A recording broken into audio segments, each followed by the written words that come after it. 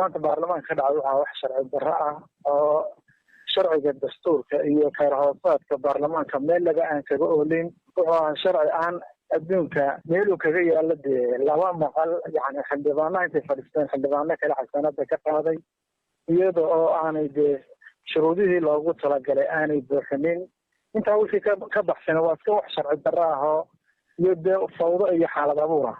markaa bal waxaa la isweydiin karaa maxaa eersateen oo xilka laydinka qaada? waa arrimo siyaasadooda fara badan oo isku jira. annaga markii hore xildhibaano badan oo ka tirsan baarlamaanka mooshinka ka keeneen shirguddoonka nimankaa shirguddoonkana isku badbaadinayay kuraasidooda waxaanay rabeen inay xukuumadda iyo dadka xukuumadda yidhaahdo waanu leenahay ama hantiilayaasha xukuumadda waxay ka gadeen in iyaga lagu socdo dowladda lagu socdo howlo noocaasay ka iibiyeen. laakiin mudane markaa tiri waa sharci darro sida xeerlaalintu sheegtay waxay sheegeen in laydinku soo oogay dembiyo islamarkaana maxkamad laydin wado sow qodobkaasi ka mid maaha qodobada xildhibaanu ku waayi karo xasaanadiisa oo idinkana taa laydinma haysto? haa qofka hadduu dembiyeed gacanta kula jiro waa shuruud ka mid a. tusaale ahaan 4 shuruudood ayuu qofka xasaanadiisa ku waayi kara sida dastuurka iyo xeer hoosaadka qorayo. number 1 inaan laba kala fadhi ka soo qayb gelin. number 2 inuu geeriyoodo. number 3 inuu iscasilo. number 4 waxa weeye faldembiyeed nabadgelyada dadka iyo qaranka iyo gobolka iyo ummadda uu ku duxnooliyey oo gacanta kula jira weye. ma aha qof intuu meel iska tago intuu wax soo xarxariiqa yidhahdo hebel halkaasu marayo siduu hadda isagu shaksiya ku soo qora maha. waa faldembiyeed.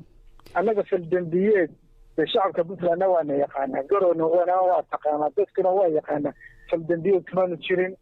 shir jaraa'id baan qabanay waxaan dhalilayay shirguddoonka waxyaaluhu ku qaldan yahay baanu sheegnay. golihii inuu hagi kari waaye baanu sheegnay.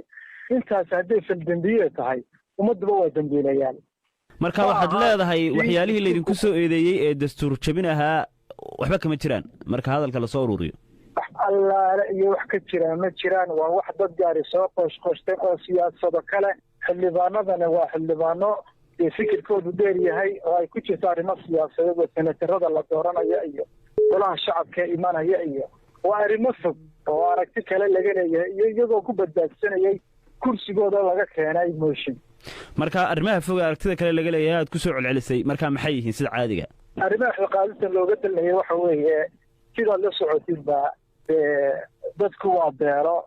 waxaa soo socda doorashadii heer federaal ama golo shacab ama senator ha noqoto iyadoo la doonayo xubno badan oo saami ku lahaa kuraasta senatarada ama golaha shacabka in ay hadda doonayaan inay dad iyaga u adeega oo aan shacabkii aan ka soo dhex bixin oo ama dadkii eelka u ahaa aanay dooranin in iyagu qortaan oo ay shabad ku qaataan oo ay la tagaan meesha la yidhaahdo muqdisho iyo iyaga oo dad gaara lahaa waxay nagu yihiin trade ama tusaale ahaan arrintii DB Wall ee boosaaso oo kale dhaqaale xumada hadda dalka ka jiro dhowr goor kala hadalay oo aan ku niri laga daayo dadka lacagtan dollarka ee la leeyahay boqolkiiba 30 laga qaadi jira cashuurta dekada boosaaso. marka cidda aad sheegaysay aad leedahay xildhibaanadii bay shan dad gaar ku sitaan oo ay rabaan kuwa iyaga u shaqeynaya inay qortaan waayo ciddaas? waa laba group weeye. laba group oo isku xiran oo dalkan iyo shirguddoonka oo sheer ku ah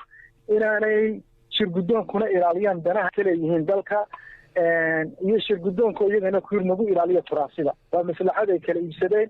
marka iminka eed weyn baa laydinku soo eedeeyo inaad dastuurkii jabiseen.